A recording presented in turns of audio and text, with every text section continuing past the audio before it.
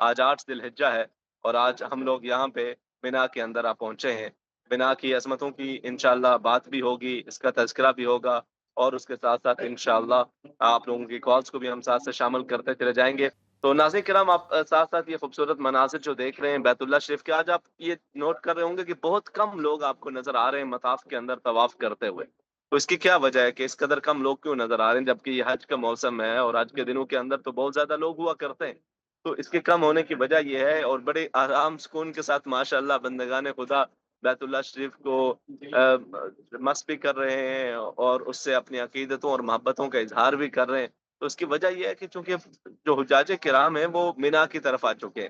ہوتا یہ ہے کہ جو 8 ذی الحجہ ہے اس کی صبح کو فجر کی نماز ادا کر لینے کے بعد پھر حجاج وہ مینا کا رخ کرتے ہیں، یہاں پہ آ کے ظہر، عصر، مغرب، عشاء اور فجر ادا کی جاتی ہے، اور ساتھ ساتھ آپ اذکار کرتے ہیں، عبادات کرتے ہیں اور آرام کرتے ہیں۔ مسنون بھی یہ ہے کہ یہاں پہ آ کے بخوب آپ آرام کریں تاکہ پھر اگلے جو مناسک ہیں ان کے لیے آپ اچھے طریقے سے تیار ہو سکیں۔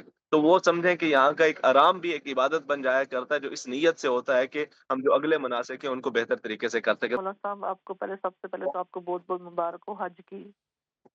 خیر مبارک جی، اللہ بہت آپ کو شکریہ۔ قبول کرے کہ آپ ہمارے لیے بھی دعا کریں، میرے بچے کے لیے دعا کریں۔ میرا پارٹنر، ان کا 20 سالوں کا ویزا نہیں لگ رہا، تو ان کا ویزا لگ جائے، اپنی امی کو جا کے مل لے۔ پھر رکاوٹ آتی ہے، ہوم آفس ویزا نہیں دے رہی، تو ذرا پلیز ان کی دعا کرے۔ میرے بچے کے لیے دعا کرے، وہ شادی کرنا نہیں چاہ رہا، بہت رشتے دیکھتے ہیں، وہ نہ کر دیتا ہے، دعا کرے وہ مان جائے۔ میری امی بیمار ہے پاکستان میں، اللہ ان کے لیے دعا کرے، اللہ وہ بھی صحت دے، ان کو خوشیاں دے۔ میری صحت بھی ٹھیک نہیں رہتی، اللہ پاک مجھے بھی صحت دے۔ تو سب یہ دعا کرے اللہ ہمیں بھی حج پہ لائے، نیکسٹ اگلے سال ہم بھی حج پہ آئیں، کہ میری دعائیں بہت۔